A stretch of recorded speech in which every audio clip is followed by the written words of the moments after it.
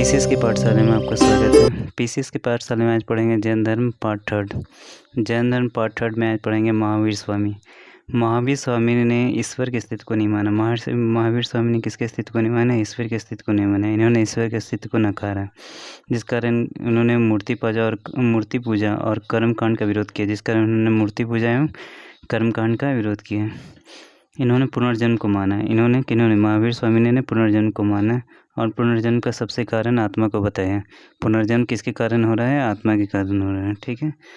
आत्मा को सताने के लिए उन्होंने कहा कि मोक्ष प्राप्ति के बाद पुनर्जन्म से मुक्ति मिल जाएगी। अगर आप आत्मा को सताते हैं तो आपको पुनर्जन्म से क्या हो जाएगी? मुक्ति मिल जाएगी। पुनर्जन्म से क्या हो जाएगा? मुक्ति मिल जाएगी।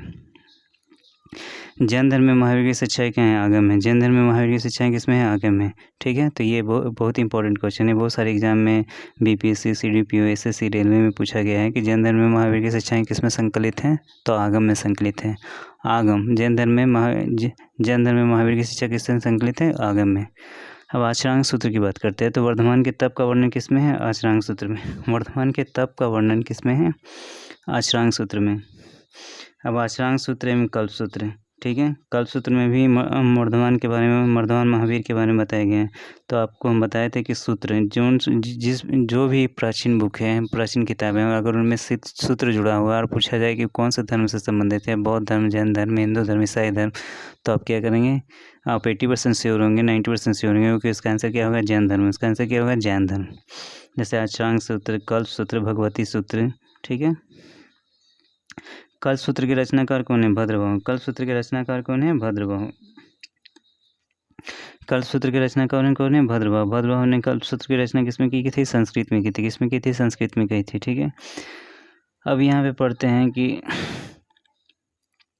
श्वेतांबर और दिगंबर। श्वेतांबर और दिगंबर दोनों में ये मतभेद था कि मलिकनाथ स्त्री हैं या पुरुष हैं। ठीक है। मलिकनाथ स्त्री हैं या पुरुष है? तो मलिकनाथ क्या है? स्त्री थे श्वेतांबर के अनुसार। तो स से श्वेतांबर, स से स्त्री, स से श्वेतांबर, स से स्त्री। इस तरह से आप याद कर सकते हैं कि श्वेतांबर मलिकनाथ को क्या मानते थे? स्त्री मानते थे, जबकि दिगंबर क्या मानते थे? पुरुष मानते थे। ठीक है। अब बहुत साहित्य में महावीर स्वामी को, भगवान महावीर को क्या कहा गया? निघंटनाथपुत कहा गया। बहुत साहित्य में भगवान महावीर को क्या कहा गया? निघंटनाथपुत। तो ये भी बहुत बार पूछा गया है कि निघंटनाथपुत बहुत साहित्य में किसे कहा गया है? महावीर का कहा गया है। तो आप 66 बीपीएससी आने वाले, सीडीपीओ आने वाले दरोगा के एग्जाम में इससे ये क्वेश्चन एक्सपेक्ट कर सकते हैं कि बहुत साहित्य में महावीर को क्या कहा गया है? निघंटनाथपुत कहा गया है। प्रथम जन्मवचनी कौन थी? चंपा थी। प्रथम जन्मवचनी कौन थी? चंपा थी। प्रथम जन्मवचनी कौन थी? चंपा थी। ये चंपा कौन थी? दधिवाहन नरेश की पुत्री थी। ठीक है। कुछ किताबों में इन्हें चंदना भी कहा गया है, कुछ किताबों में इन्हें क्या कहा गया है? चंदना भी कहा गया है। जैसे हम पढ़ रहे हैं कि प्रथम जन्मवचनी कौन थे? जामाली थे। वो किनके पति थे? तो महावीर स्वामी के दामाद थे और अनौजा या प्रियदर्शनी के पति थे। ठीक है। महावीर स्वामी ने अपने शिष्यों को कितने गंधर्वों में विभाजित किया? तो 11 गंधर्वों में विभाजित किया। अगर क्वेश्चन में आता है कि महावीर स्वामी ने अपने शिष्यों को कितने गंधर्वों में विभाजित किया? 11, 12, 13, 14। तो आंसर क्या होगा? 11। अब आर्य सुधर्मा, महावीर की मृत्यु के बाद भी जीवित रहे। महावीर स्वामी की मृत्यु के बाद भी जीवित रहे, ये बहुत इंपॉर्टेंट है। ठीक है। आर्य सुधर्मा जैन धर्म के प्रथम तीर्थंकर, जैन धर्म के प्रथम थेरा एवं मुख्य उपदेशक कौन बने? आर्य सुधर्मा। ठीक है।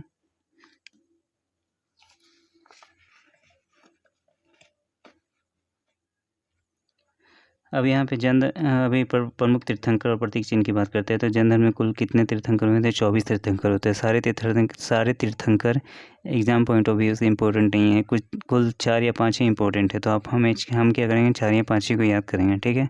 तो पहला क्या है? ऋषभदेव अरिष्टनेमी महावीर स्वामी पार्श्वनाथ। ऋषभदेव पहले तीर्थंकर थे।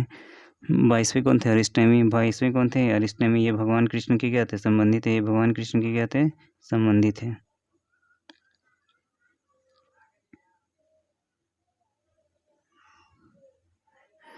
अब महावीर स्वामी पार्श्वनाथ, ऋषभदेव 60।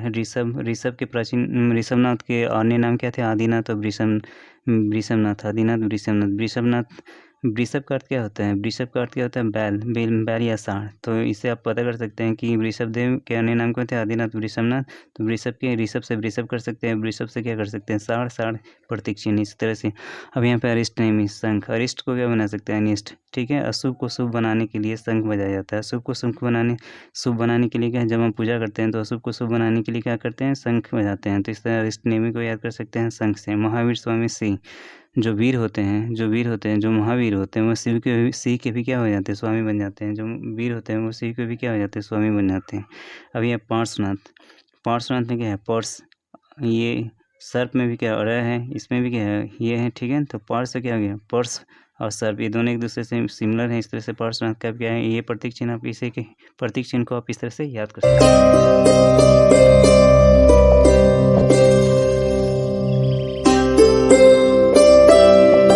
अब जैन साहित्य के बारे में पढ़ेंगे कि जैन साहित्य, महावीर स्वामी ने जो जैन उपदेश दिए थे, वो जो उन्होंने उपदेश दिया वो कौन सी भाषा में दिया था? प्राकृत भाषा में। उन्होंने कौन सी भाषा में उपदेश दिया था? तो प्राकृत भाषा में। पर जो जैन साहित्य लिखा गया वो कौन सी भाषा में लिखी गई? अर्धमागधी भाषा में। ठीक है, कौन सी भाषा में? अर्धमागधी। बहुत ही इंपॉर्टेंट है कि जैन साहित्य कौन सी भाषा में लिखी गई? अर्धमागधी भाषा में। आगम जैन साहित्य, आगम जैन साहित्य। अब इसमें क्या है? अंग क्या है? 12 अंग हैं। ठीक है, इसमें जैन सिद्धांत का वर्णन है। अंग कितने हैं? 12 हैं। इनमें जैन सिद्धांतों का वर्णन है। ठीक है, तो हर अंग के एक उपांग है, हर अंग के एक उपांग है। तो कितने उपांग हुए? 12। ठीक है, इसमें अंग का विस्तार किया गया है। इसमें क्या है? अंग का क्या किया गया है? विस्तार किया गया है। अब परिकरण कितने हैं? 10। परिकरण कितने हैं? 10। तो इसमें अंगों के परिशिष्ट प्रवर्ण के बारे में लिखा गया है। ठीक है, परिशिष्ट प्रवर्ण की रचनाकार कौन थे? हेमचंद्र थे। परिशिष्ट प्रवर्ण के रचनाकार कौन थे? हेमचंद्र थे। इसमें क्या है? मगध में जब 12 साल का काल पड़ता है, मगध में जब 12 साल का काल पड़ता है तो उसका वर्णन किस में है? उसका वर्णन किस में है? परिशिष्ट प्रवर्ण में। ठीक है, अब छेद सूत्र की बात करते हैं। छेद सूत्र कितने हैं? 6 हैं। छेद सूत्र कितने हैं? 6 हैं। ठीक है, अब इसमें याद करने के छेद सूत्र कितने हैं? तो 6 हिंदी में 6 को क्या बोलते हैं? 6 बोलते हैं। तो 6 और छेद। ठीक है, तो इस तरह से आप ये अगर 6 ठीक है। मूल सूत्र कितने हैं? 4 हैं। तो 1 2 3 4, ठीक है, कितने में? मूल सूत्र में क्या 4 अक्षर है। तो इस तरह से ये भी याद कर सकते हैं कि मूल सूत्र कितने में? 4 हुए। ठीक है,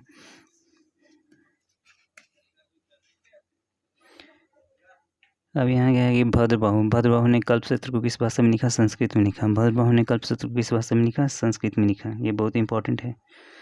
अब भगवती सूत्र की बात करते हैं। हम भगवती सूत्र की बात करते हैं तो इसमें महावीर के जीवन पर प्रकाश डाला गया है। किस पे प्रकाश डाला गया है? महावीर के जीवन पर प्रकाश डाला गया है।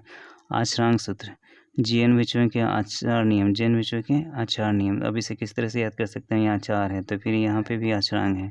तो इस तरह से जैन विषयों के आचार नियम किसमें है? आचरांग सूत्र में। ठीक है, हमने बताया था कि सूत्र हुआ तो कौन से धर्म से संबंधित होगा? जैन धर्म से संबंधित होगा।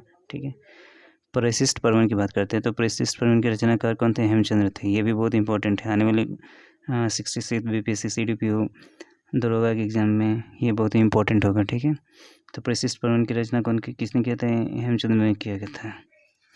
अब जैन धर्म के विभाजन की बात करते हैं तो जैन धर्म का विभाजन हमने पढ़ा था कि जब मगध में 12 साल का काल पड़ता है, जब मगध में 12 साल का काल पड़ता है तो भद्रबाहु कर्नाटक चले जाते हैं अपने शिष्यों के साथ। जब 12 वर्षों के बाद वो पाटलिपुत्र वापस आते हैं तो वो देखते हैं कि जैन धर्म का वास्तविक पालन नहीं हुआ, वह नियमों का वास्तविक पालन नहीं हुआ। तो वह चंद्रगुप्त मौर्य के पास आते हैं। चंद्रगुप्त मौर्य वहाँ पर एक जैन संगति का आयोजन करते हैं। जैन संगति में प्रथम जैन संगति का आयोजन कहाँ होता है? पाटलिपुत्र में हुआ है। और उस समय शासक कौन थे? चंद्रगुप्त मौर्य। तो चंद्रगुप्त मौर्य और इसके अध्यक्ष कौन बने? स्थूलभद्र बने। प्रथम जैन संगति में ही जैन धर्म में 2 सेक्ट में विभाजित होता है, श्वेतांबर दिगंबर। श्वेतांबर के संस्थापक कौन हुए? स्थूलभद्र हुए। दिगंबर के कौन हुए? भद्रबाहु हुए। अब ये इन्हें श्वेतांबर क्यों कहा गया है? क्योंकि वे श्वेत अंबर पहनते थे। अंबर का मतलब क्या हुआ? वस्त्र या कपड़ा। अंबर का मतलब क्या है? वस्त्र या कपड़ा। ठीक है, तो ये सफ़ेद वस्त्र पहनते थे इसलिए इन्हें श्वेतांबर कहा गया। दिगंबर मतलब क्या? आकाश या नंगा या नग्न। ये पूर्णतः नग्न रहते थे इसलिए इन्हें क्या कहा गया? दिगंबर कहा गया। श्वेतांबर में स्त्रियों के लिए कहा गया कि इनके लिए भी मौत संभव है, जबकि दिगंबर वालों ने कहा कि स्त्री के लिए मौत संभव नहीं है क्योंकि वो नग्न नहीं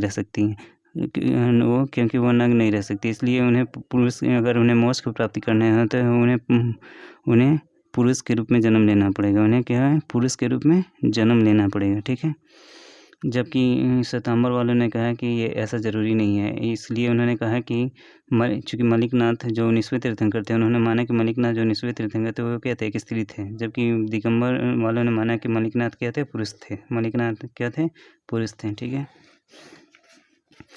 जब महावीर स्वामी के माता का को श्वेतांबर के अनुसार कितने स्वप्न आए थे, 14 शुभ स्वप्न आए थे। जबकि दिगंबर वालों ने माना कि इनको 16 शुभ स्वप्न आए थे। ठीक है। अब श्वेतांबर वालों ने कहा कि महावीर स्वामी की शादी यशोदा से हुई थी। महावीर स्वामी की शादी यशोदा से हुई थी। जबकि दिगंबर वालों का मानना था कि उनके माता पिता ने उनकी शादी तय की थी, पर उन्होंने शादी के लिए इनकार किया। वो बाल ब्रह्मचारी थे। वो आजीवन बाल ब्रह्मचारी थे। ठीक है। श्वेतांबर में ये भी माना जाता है कि श्वेतांबर लोगों को 14 चीज़ें रखने का अधिकार है। कितने चीज़ें रखने का अधिकार है? 14 चीज़ें रखने का अधिकार है। जैन मुनियों को किसी भी चीज़ का रखने का अधिकार नहीं है। जैन मुनियों को किसी भी चीज़ का रखने का अधिकार नहीं है। ठीक है। उनके पास 3 चीज़ रहती हैं। उनके पास हमेशा 3 चीज़ें ही रहती हैं। उनके पास हमेशा 3 चीज़ें रहती है। जो एक मोर से बना हुआ, मोर पंख से बना हुआ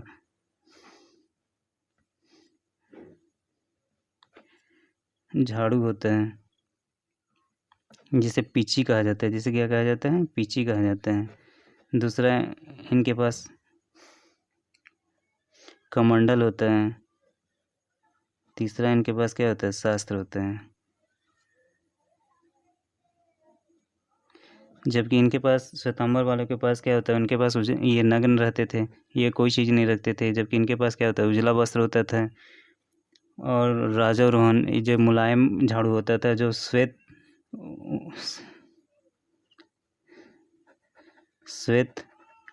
ऊन से बना हुआ होता है। श्वेत ऊन से बना हुआ होता था। ठीक है। तो इस तरह से इनमें श्वेतांबर और दिगंबर में